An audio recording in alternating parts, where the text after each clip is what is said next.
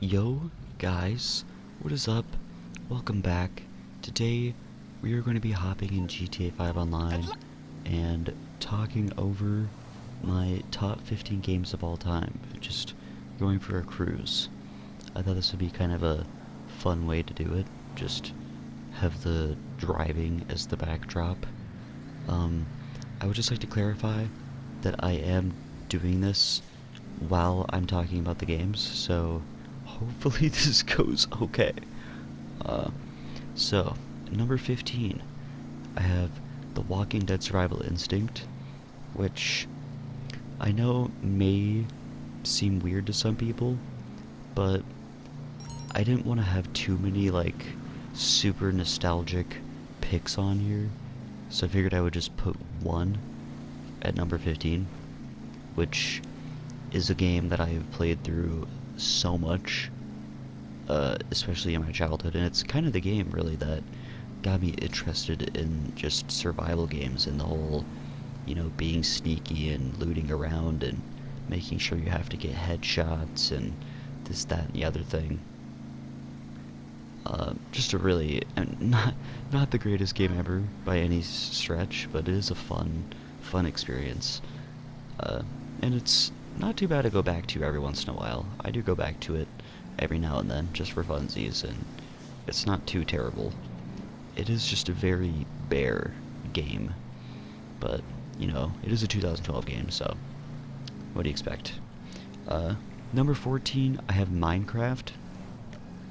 I just think that it's a fun game to play, It's just a nice game to pass the time and just kind of, if you enjoy just sitting and building and making big buildings and stuff for, stretches of time, then Minecraft is a very fun game to play, which is why I enjoy it. I just like going in creative mode and just sitting and building like big cool houses or structures, that kind of thing. And I did enjoy survival in Minecraft, especially like in the beginning when I just started, when I was a kid, obviously, and playing with my brothers and stuff and sisters, all very good memories.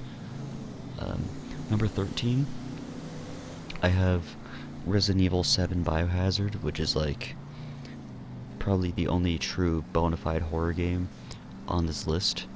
And the reason it's on this list is because even though I'm interested in horror games and I will play them, Resident Evil 7 Biohazard is the only game in horror that's like made me want to come back and replay it on multiple occasions because I just think it's that entertaining. It's just a really entertaining horror game, and most of the time I'm too scared to play horror games, so I only can play them for like a couple hours and then I don't want to go back to them ever again. Number 11, we have Until Dawn, which is a game that I've been playing through recently on the channel. I'm not sure when this video comes out, but at the time of recording this video, I have finished recording Until Dawn a long time ago. But also, while I'm speaking about this, Until Dawn episodes are still coming out, so that's why I'm clarifying. But yeah, Until Dawn, I just think it had a really solid story, and it actually caught me by surprise a good handful of times, and it's one of the first games where they make you, like it's all choice based, but the choices actually matter for once. Like, literally the smallest little mistake can actually get your character killed, whereas in most choice games, like, the smallest little mistake is usually forgiven. But, oh my gosh, my phone, locked. My phone locked. And then an ad. Wow, that's really scuffed. Number 11, we have Black Ops, which is the only Call of Duty on the list, but I wanted to include one just because I have been playing Call of Duty since 2010 now, and even though all of the Call of Duties, like, I don't love them to death, I would say Black Ops 1 is probably the one I do love the most, just for really the campaign is just, the zombies is very solid, and the multiplayer is easily my favorite in the series. And it's just a really incredible game. The guns that you get to use, the characters in the story, uh, the zombies mode, like some of the maps, like Kino, Shangri-La, 5. Like there's some really, really solid maps there. Uh, just a really good Call of Duty game, and I feel like, uh, well, I don't think really any Call of Duty has come close, in my opinion, in just terms of quality, as Kino, or as Black Ops 1. Sorry. Uh, and at number 10, we have Hitman Absolution, which is probably another weird one to some people, but I played this game for the first time when I was I think 8 or 9 years old, which is actually with a decent handful of these games.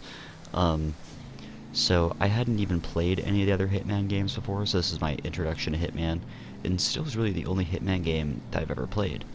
But I thought it had a really good story, and I really enjoyed the gunplay and A's aspect, and just a lot of the different characters and weapons and different strategies and stuff to get through the levels. I thought it was just a really fun and well put together game, and I played through it a million times. That's the case with a lot of games I really like. I just play through them an absurd amount of times.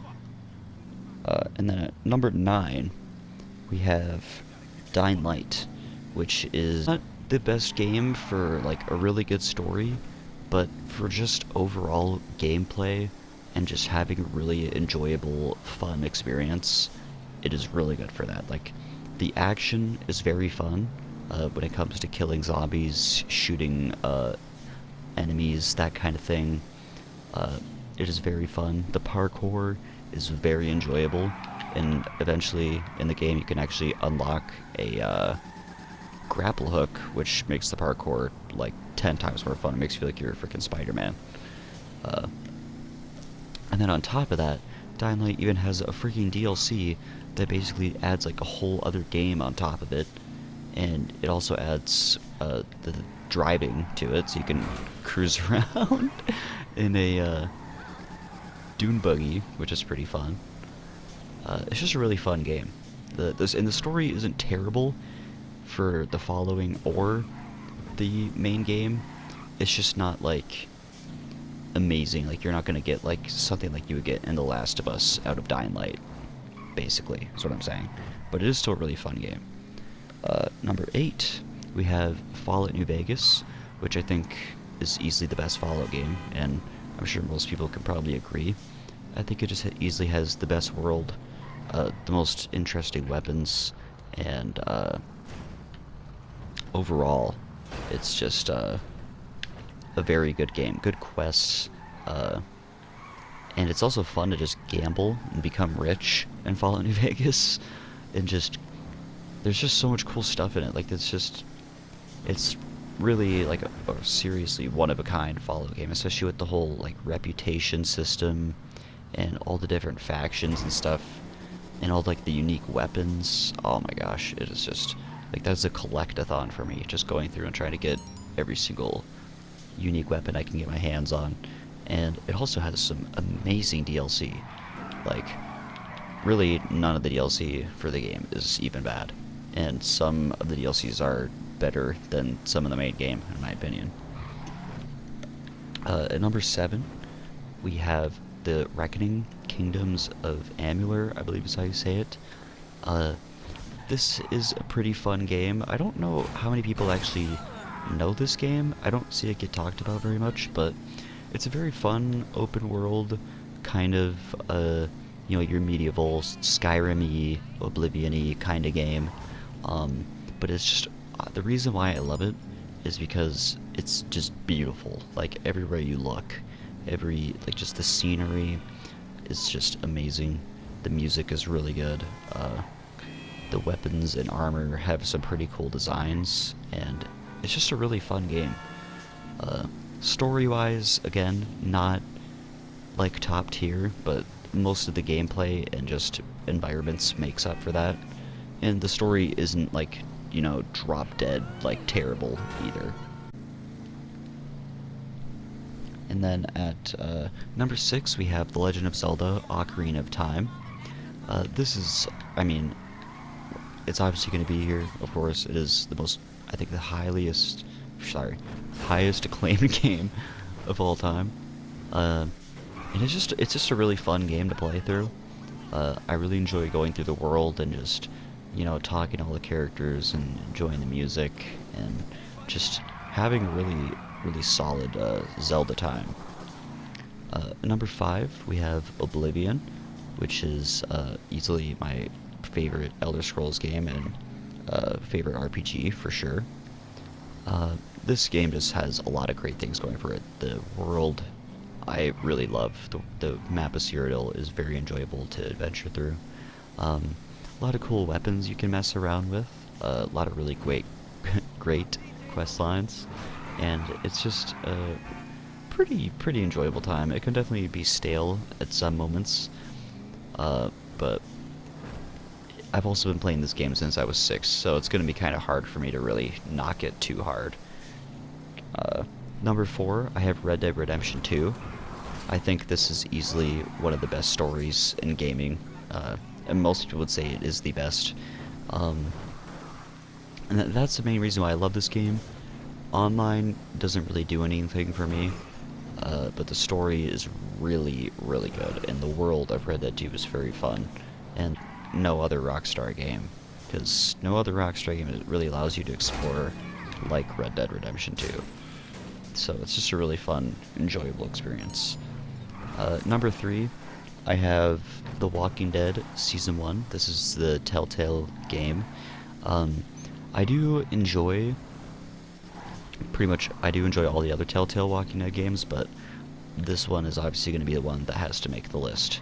This game has easily the best story, easily the best characters, and it's just, no matter how many times I play through it, I still feel a lot of the same emotions, and it's a really solid, well put together game that's always entertaining and enjoyable for me to play.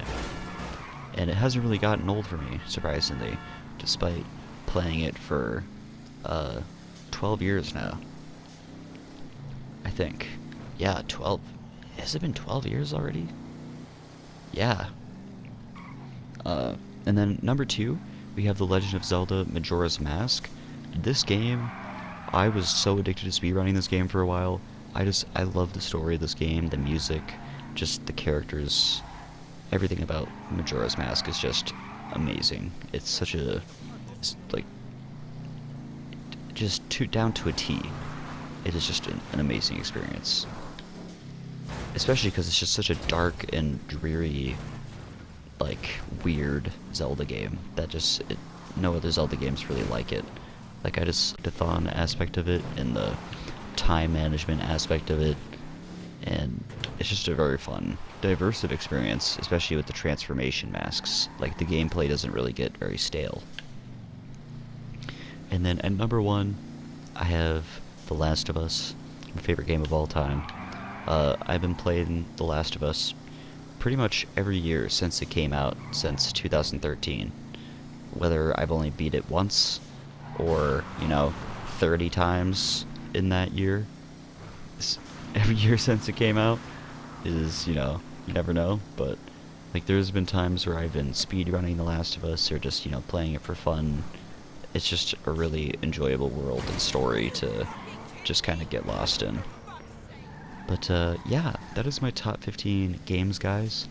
I know that's not the best list kind of video you've probably seen, but they will get better. And if there's any other lists that you guys would like to see, let me know. And I will catch you all in the next one. Peace out.